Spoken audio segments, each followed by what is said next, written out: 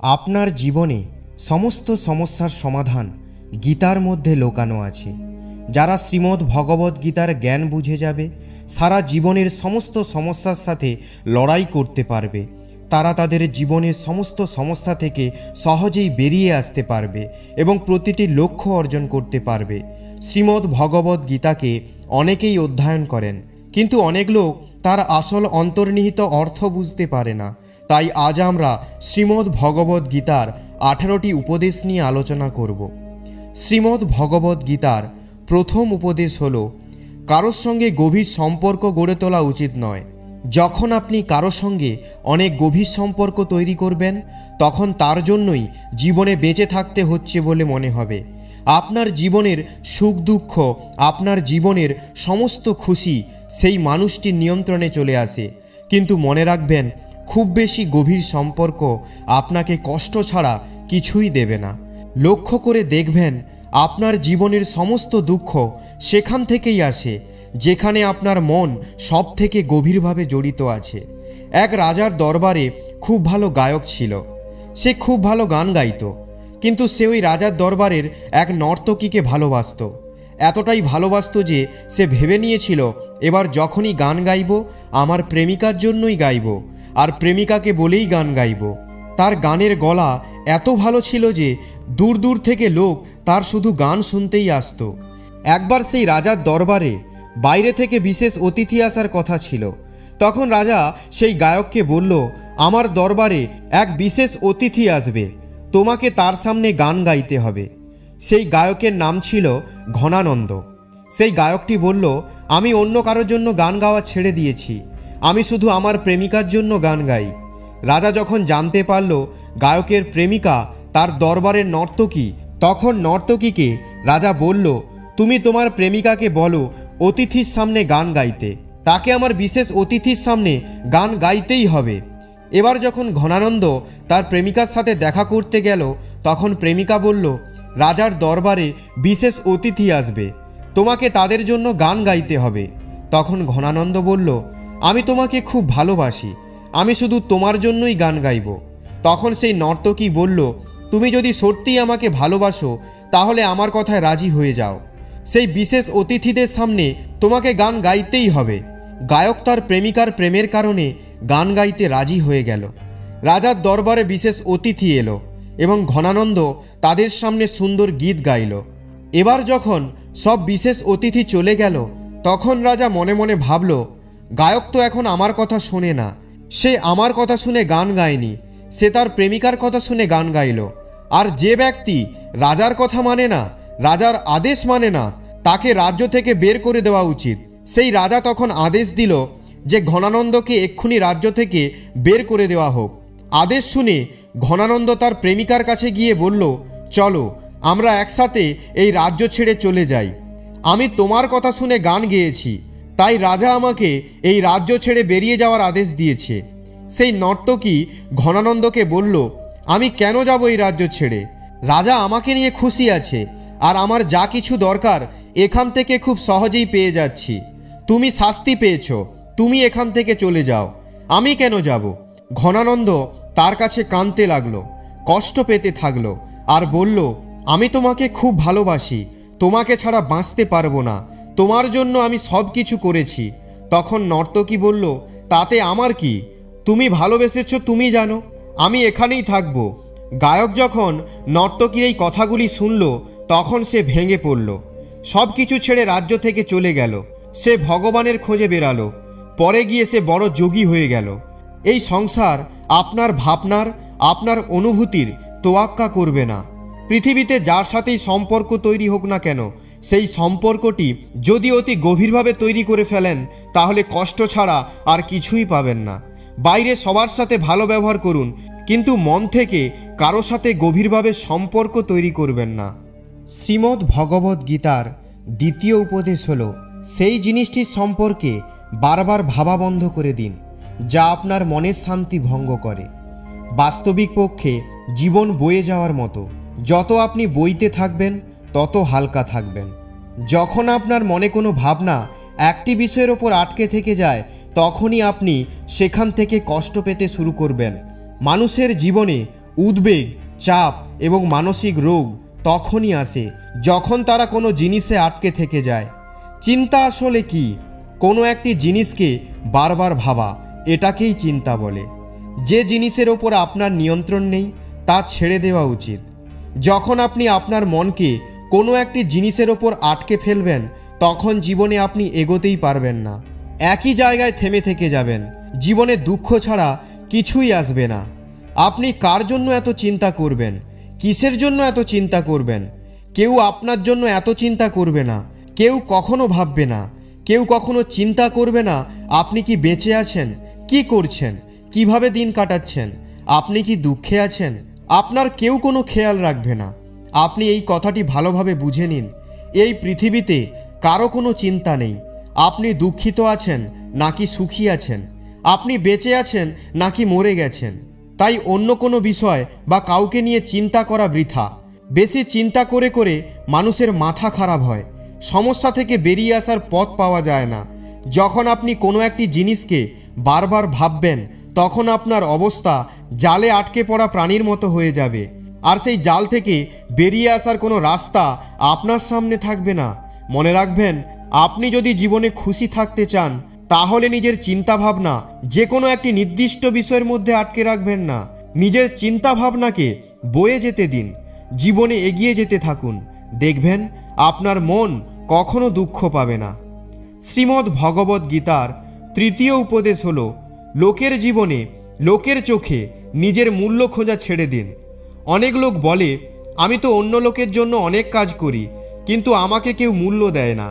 আমি সবাইকে খুশি রাখার চেষ্টা করি, সবার সাথে ভালো ব্যবহার করি, কিন্তু তবুও কেউ আমায় মূল্য দেয় না।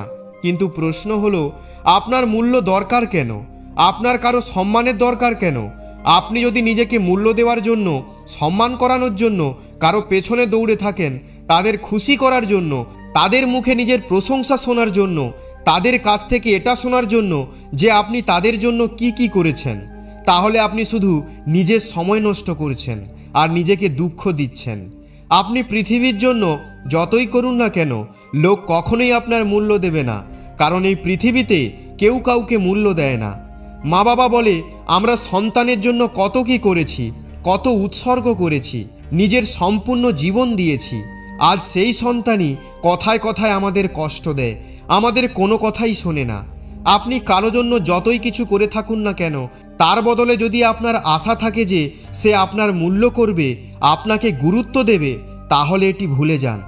কারণ সে আপনাকে মূল্য বা গুরুত্ব কখনোই দেবে না। আপনার এই ভাবনা আপনাকে শুধু কষ্টই দেবে।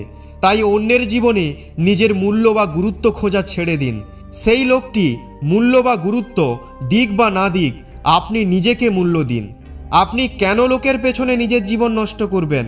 তার মানে এই নয় যে আপনি লোকেদের সাথে বাজে ব্যবহার করবেন, খারাপ ব্যবহার করবেন।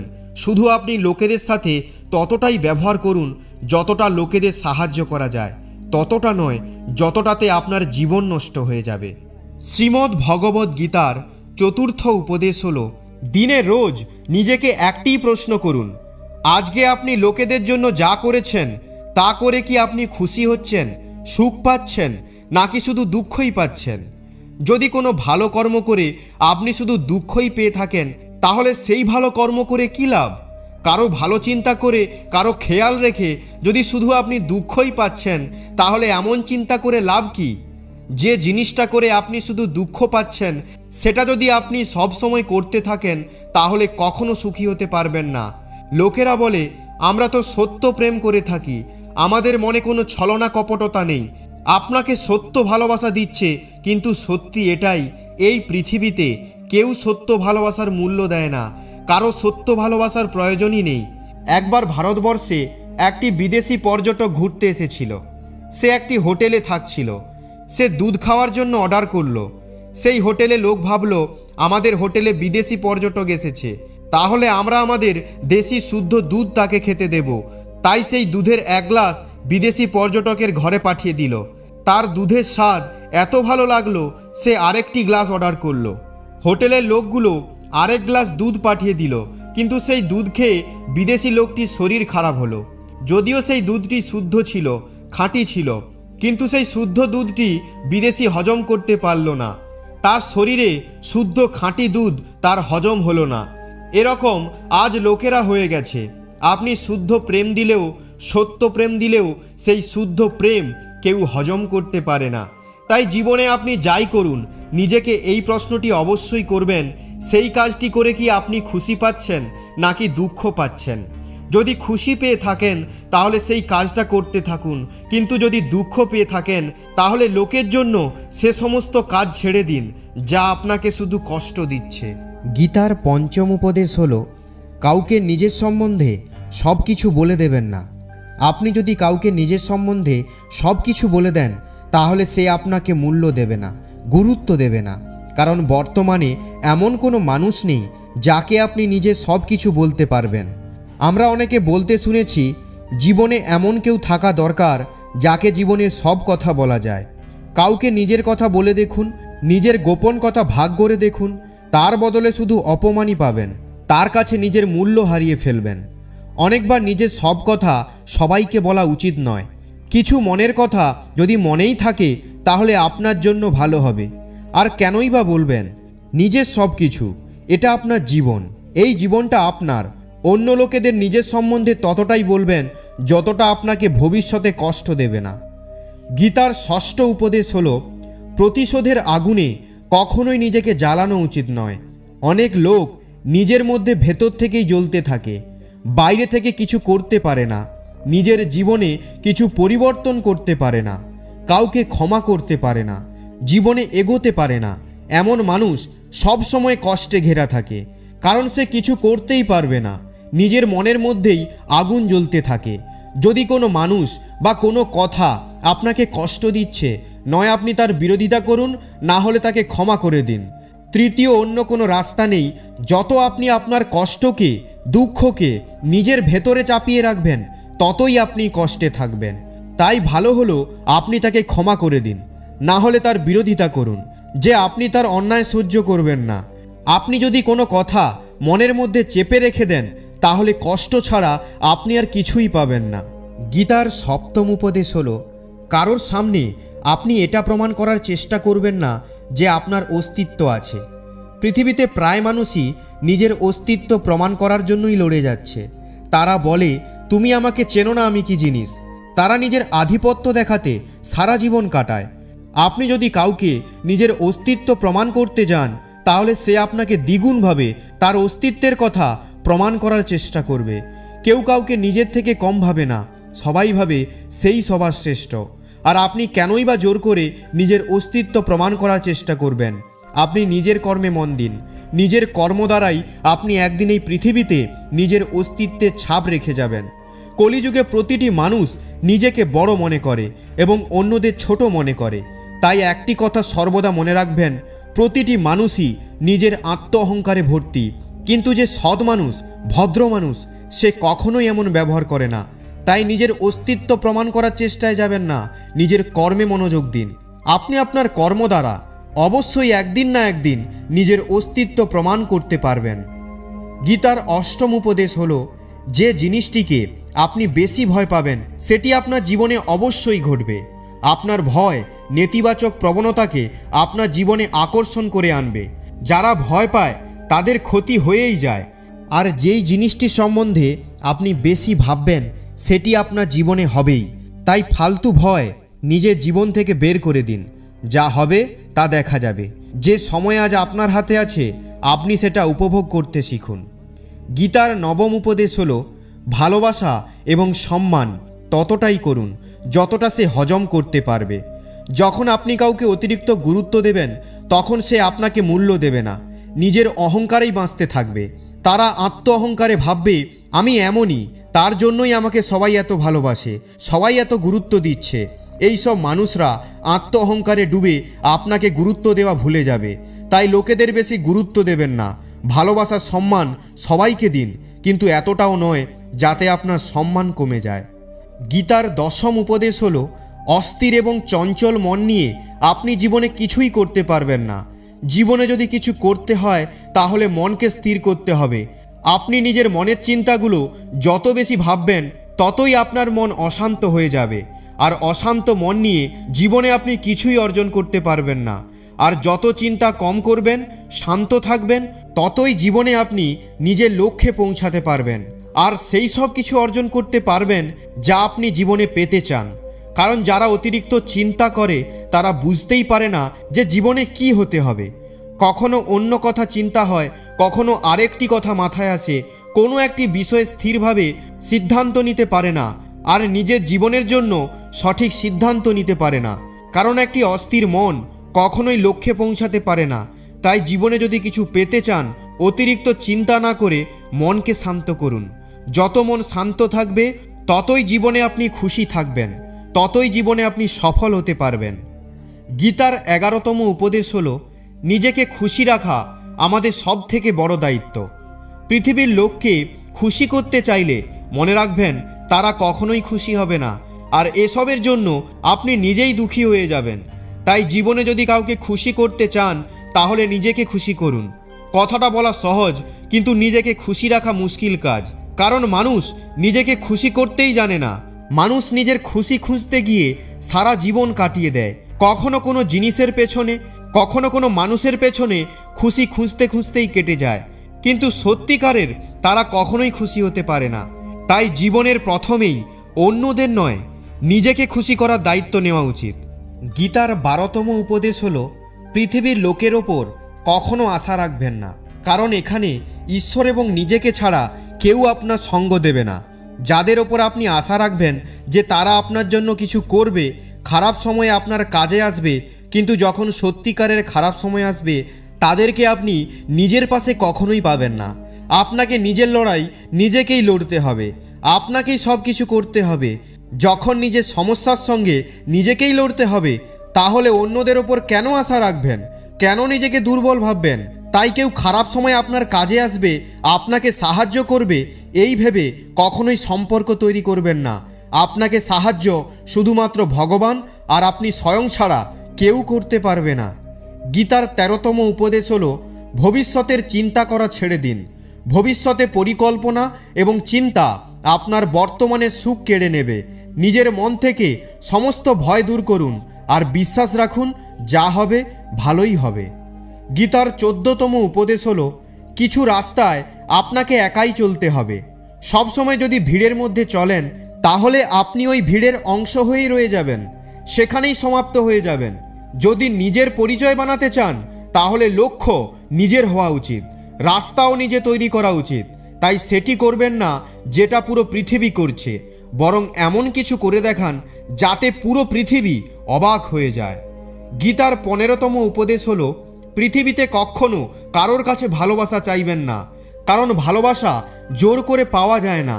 কেউ যদি আপনাকে ভালোবাসে তাহলে তার কাছ থেকে আপনাকে জোর করে ভালোবাসা চাইতে হবে না, সে নিজে থেকেই আপনাকে ভালোবাসবে। আর যদি আপনাকে ভালোবাসা চাইতে হচ্ছে তাহলে এর অর্থ স্পষ্টই, সে আপনাকে ভালোবাসে না। মা বাবার কাছে ভালোবাসা চাইতে হয় না, তারা আমাদের নিজে থেকেই ভালোবাসে। ভালোবাসায় লেনদেন ব্যবসা করা যায় না, ভালোবাসা মন থেকে একা একাই হয়ে যায়, চলমান নদীর মতো। কোনো সম্পর্কে সব থেকে খারাপ কী জিনিস জানেন? যখন আপনাকে সেই সম্পর্ক থেকে ভালোবাসা জোর করে চাইতে হচ্ছে। যখন সম্পর্ক এই রকম পরিস্থিতিতে চলে আসবে তখন এই সম্পর্ককে ভেঙে দেওয়াই সর্বশ্রেষ্ঠ হবে। এমন সম্পর্ক থেকে বেরিয়ে আসা উচিত। ভালোবাসা কি কোনো চাওয়ার জিনিস? না, একদমই নয়। ভালোবাসা মন থেকে করার জিনিস। যে আপনাকে ভালোবাসবে সে আপনাকে ভালোবাসা দেওয়া থেকে আটকাতেই পারবে না। তাই নিজেকে গুরুত্ব দিন। যে আপনাকে ভালোবাসে না তার পেছনে পাগল হবেন না। গীতার 16তম উপদেশ হলো, আমাদের এটাই শেখায় যে কারোর প্রতি অতিরিক্ত মোহ কখনোই করা ঠিক নয়। শ্রীকৃষ্ণ গীতার সমস্ত জ্ঞানই অর্জুনের মোহ বিনাশ করার জন্য বলেছিলেন।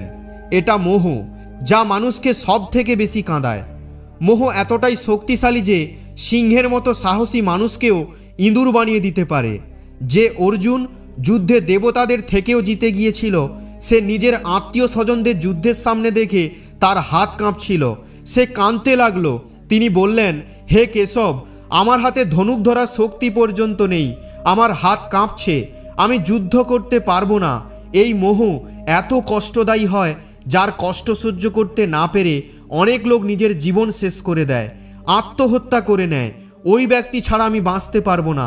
জীবনে কারো প্রতি যদি অত্যাধিক মোহ করো তাহলে জীবনভর কষ্টের সাথেই কাটাতে হবে। যে ব্যক্তি নিজের মোহের বাইরে আসতে পারে না তার সব কিছু হারিয়ে যায়, তার সমস্ত খুশি হারিয়ে যায়। তাই গীতার জ্ঞান বারবার এটাই শেখায়, আপনার মনের মোহ ত্যাগ করে বলবান বুদ্ধিমান হন, সত্যের দর্শন করুন যে বাস্তব কি। কারণ আমাদের মোহ আমাদের সব সময় মিথ্যে জিনিসটাই দেখায়, মিথ্যের ওপরই বিশ্বাস করতে শেখায়, মনে মিথ্যে বাসনা জাগায়। আর এটাই আমাদের জীবনের সব থেকে বড় দুঃখের কারণ।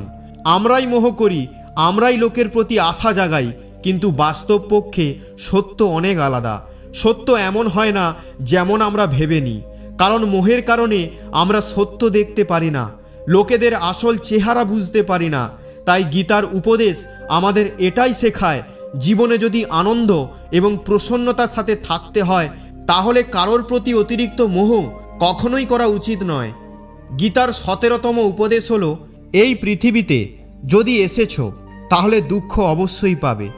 দুঃখ থেকে কখনো ভয় পাওয়া উচিত নয়। শ্রীকৃষ্ণ গীতায় বলেছেন, এই সংসার দুঃখালয়ম অশাশ্বতম, অর্থাৎ এ সংসার দুঃখের ঘর। যেমন ওষুধালয়ে ওষুধ পাওয়া যায়, পুস্তকালয়ে পুস্তক পাওয়া যায়, চিকিৎসালয়ে চিকিৎসা হয়, তেমনি সংসারকে শ্রীকৃষ্ণ একটি নাম দিয়েছেন দুঃখালয়, যেখানে দুঃখ পাওয়া যায়। দুঃখ এখানে সবার জীবনে আসেই, কিন্তু যদি দুঃখ এসেছে তাহলে অবশ্যই একদিন না একদিন সুখ আসবেই। তাই দুঃখ থেকে কখনো ভয় পাওয়া উচিত নয়, কারণ এই সংসার দুঃখালয় এবং অশাশ্বত। অশাশ্বত মানেই হলো যেখানে স্থায়ী কিছুই নেই। এখানে সব কিছু পরিবর্তন হয়, দুঃখ সুখে পরিবর্তন হয়, আর সুখ দুঃখে পরিবর্তন হয়। সম্মান অপমান এবং অপমান সম্মানে বদলে যায়, খুশি কষ্টে এবং কষ্ট খুশিতে যখন ইচ্ছা পরিবর্তন হয়ে যায়। জয় পরাজয় এবং পরাজয় জয়ে পরিবর্তন হয়ে যায়। এখানে সব কিছু যখন ইচ্ছা পরিবর্তন হতে পারে, কোনো কিছুই স্থায়ী নয়। না আমরা স্থায়ী, না আমাদের সঙ্গে জড়িত কোনো জিনিস স্থায়ী। এই সংসার অশাশ্বত, শাশ্বত নয়। সব কিছুই পরিবর্তন হবে, কোনো কিছুই স্থায়ী থাকবে না। আপনার দুঃখ স্থায়ী হবে না, তাই দুঃখ থেকে কখনোই ভয় পাওয়া উচিত নয়। গীতার 18তম উপদেশ হলো, অপমানের জবাব দিতে শিখুন। একবার সম্ভ্রান্ত কর্ণ ভগবান শ্রীকৃষ্ণের কাছে তার দুর্দশার কথা বর্ণনা করে বললেন, হে ভগবান, আমি যখন জন্মগ্রহণ করেছিলাম তখন আমার মা আমাকে ত্যাগ করেছিলেন। সেখানে আমার কি অপরাধ ছিল? গুরু দ্রোণাচার্য আমাকে শিক্ষা দিতে অস্বীকার করেছিলেন, কারণ তিনি আমাকে ক্ষত্রিয় মনে করেননি। এতে আমারও কি অপরাধ? এবং আমি মহারাজ পরিবারের সদস্য নই বলে দ্রৌপদী স্বয়ম্বরে অপমানিত হয়েছি। উত্তরে শ্রীকৃষ্ণ বললেন, হে কর্ণ, মন দিয়ে শোনো। আমার জন্মের সময় আমি কারাগারে ছিলাম, আর আমার জন্মের সাথে সাথে আমার মৃত্যু আমার জন্য অপেক্ষা করছিল। যে রাতে আমার জন্ম হয়েছিল সেই রাতেই আমাকে আমার বাবা মায়ের কাছ থেকে আলাদা হতে হয়েছিল। গোকুলে পৌঁছানোর পর দরিদ্র পরিবারে যেসব কাজ করতে হয় আমাকে সেই সব করতে হয়েছে, হাত দিয়ে গোবর তোলা ইত্যাদি ইত্যাদি। 6 বছর বয়সে আমার ওপর প্রাণঘাতী আক্রমণ হয়েছিল, আমাকে বারবার মারার চেষ্টা করা হয়েছে। না আমার শৈশবে শিক্ষা ছিল, না আমার প্রাসাদ ছিল, না ছিল কোনো গুরুকুল, না ছিল কোনো বিশাল সেনাবাহিনী। কিন্তু তারপরও মামা আমাকে তার সবচেয়ে বড় শত্রু মনে করতেন। আমার জীবনও অনেক সমস্যার মধ্য দিয়ে গেছে, তাই জীবনে কতবার অপমানিত হতে হয়েছে সেটা গুরুত্বপূর্ণ নয়, কিন্তু এটা গুরুত্বপূর্ণ যে আপনি কিভাবে সেই অপমানের জবাব দিয়েছেন। আপনার জ্ঞান আছে যে আপনি ব্যবহার করতে পারবেন, এবং এই সমস্ত সমস্যার মধ্যে দিয়ে কিভাবে এগিয়ে যেতে পারেন সেটাই সবচেয়ে গুরুত্বপূর্ণ। গীতার এই উপদেশ 1000 সাল পুরনো, কিন্তু আজও নতুনের মতো। পুরো পৃথিবীতে গীতাই সব থেকে বেশি পড়া হয় এবং সব থেকে কম বোঝা হয়। শ্রীমদ্ ভগবদ্ গীতার এই উপদেশ যদি কেউ ঠিকভাবে বুঝে নেয় আর সে যদি নিজের জীবনে প্রয়োগ করে, তাহলে সে তার জীবনে যা চাইবে তাই অর্জন করতে পারবে। সে তার জীবনে প্রতিটি সমস্যা থেকে এক মুহূর্তের মধ্যেই বেরিয়ে আসতে পারবে। শ্রীমদ্ ভগবদ্ গীতার এই দৈবিক উপদেশগুলি আমাদের বারবার শোনা উচিত, প্রতিদিন শোনা উচিত। যখনই জীবনে কোনো কষ্ট, কোনো সমস্যা আসবে তখন এই উপদেশগুলি একবার অবশ্যই শুনবেন। তখন মনে রাখবেন গীতার এই উপদেশ আপনার সমস্ত সমস্যায় অবশ্যই পথ দেখাবে।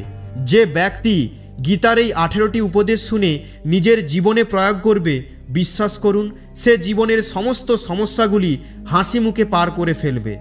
আপনাদের যদি এই ভিডিওটি ভালো লেগে থাকে, যদি এই ভিডিওটিতে কিছু শিখে থাকেন, তাহলে ভিডিওটিতে একটি লাইক করে কমেন্টে জয় শ্রীকৃষ্ণ রাধে রাধে অবশ্যই লিখে দেবেন। আর এরকম আরও নতুন ভিডিও পেতে চ্যানেলটি সাবস্ক্রাইব করে পাশে থাকুন। আপনারা সবাই ভালো থাকবেন, সুস্থ থাকবেন। ধন্যবাদ। জয় শ্রীকৃষ্ণ রাধে রাধে।